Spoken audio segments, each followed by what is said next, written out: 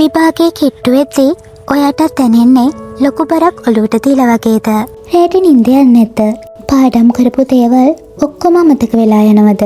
ඔයාට විතරක් නෙවෙයි මේ ලෝකේ ඉන්න දක්ෂම ශිෂ්‍යයන්ටත් මේ බය දැනෙනවා.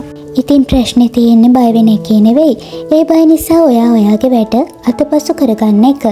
අද මම මේ වීඩියෝ එකෙන් කියලා දෙනවා. ඔයාගේ හිතේ තියෙන විභාග බය සම්පූර්ණයෙන්ම නැති කරගෙන ඊටම සැහැල්ලුවෙන් කොහොමද ඉහළම ප්‍රතිඵලයකට යන්නේ කියලා. අපි හිතමු ඔයා දැන් යුද්ධයකට සූදානම් වෙන රණශූරයෙක් කියලා. යුද්ධයට කලින් බය වුණොත් ඔයාට කවදාවත් දිනන්න බෑ. විභාගය කියන්නේත් හරියට ඒ වගේ දෙයක්. ඒක දැනුමින් කරන යුද්ධයක්. අපේ හිතේ තියෙන බය තමයි අපේ ලොකුම සතුරා.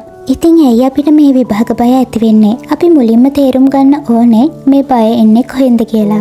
මොකද අපි ප්‍රතිඵලය ගැන විතරක් හිතනවා. අනිත් අය මොනවා හිතයිද කියලා හිතනවා. මට බැරි වුණොත් මොනවා වෙයිද කියන ප්‍රශ්නේ ඔයාගේ මනස අල්ලා ගන්නවා. ඒත් මේ මොහොතේ ඔයාට කරන්න පුළුවන් හොඳම දේ තමයි උත්සාහ කරන එක. ප්‍රතිඵලය තීරණය වෙන්නේ ඔයාගේ උත්සාහය මත මිසක් ඔයාගේ බය මත නම් නෙවෙයි. බය නැති කරගන්න තියෙන හොඳම ක්‍රමය තමයි වැඩ පටන් ගන්න එක. අදම ඔයාට ඉවර කරන්න තියෙන පාඩම් ටික ලේස්තුවක් හදාගන්න. ලොකු පාඩම් කුඩා කොටස් වලට වෙන් කරගන්න. එතකොට ඒක කරන්න පුළුවන් දෙයක් කියලා ඔයාටත් දැනේවි. විභාග බය එන්නේ අනපේක්ෂිත දේවල් වලට. ඒ නිසා පසුගිය අවුරුදු 10කවත් ප්‍රශ්න පත්‍ර අධ්‍යයනය කරන්න. එතකොට ඔයා දන්නවා ප්‍රශ්න එන්නේ කොහොමද කියන එක ගැන. මොකද හුරු පුරුදු දේවල් වලට මිනිස්සු බය වෙන්නේ නැහැ. අනිත් ඒ තමයි පොත දිහා බලාගෙන කියවනවා වෙනුවට එක ඡේදයක් කියවලා පොත වහලා ඒකේ තියෙන දේ තනියම මතක් කරන්න උත්සාහ කරන්න. ඔයාට මතක් වෙනවා කියලා දැනෙද්දී මට මතක නැහැ කියන බය නිකම්ම නැති වෙලා යනවා.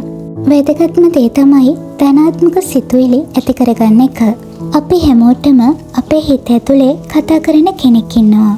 ඒ කෙනා ඔයාට කියනවා නම් ඔයාට බෑ කියලා එයාට කියන්න මම උත්සාහ කරනවා කියලා. ඔයා ඔයාටම විශ්වාසය දෙන්න.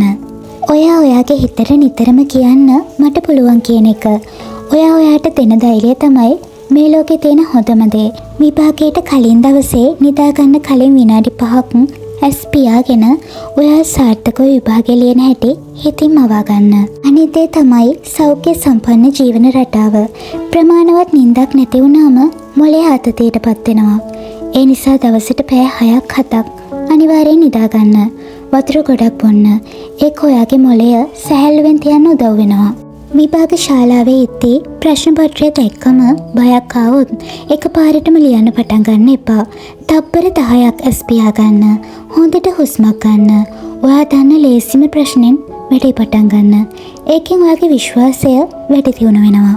විභාගය කියලා කියන්නේ ඔයාගේ දැනුම උරගා බලන අවස්ථාවක් මිසක් ඔයාව විනිශ්චය කරන අවස්ථාවක් නෙවෙයි.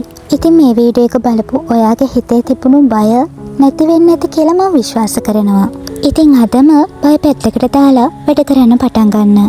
ඔයාලට මොනවා හරි ගැටලුවක් තියෙනවා නම් පහලින් කමෙන්ට් එකක් දාන්න.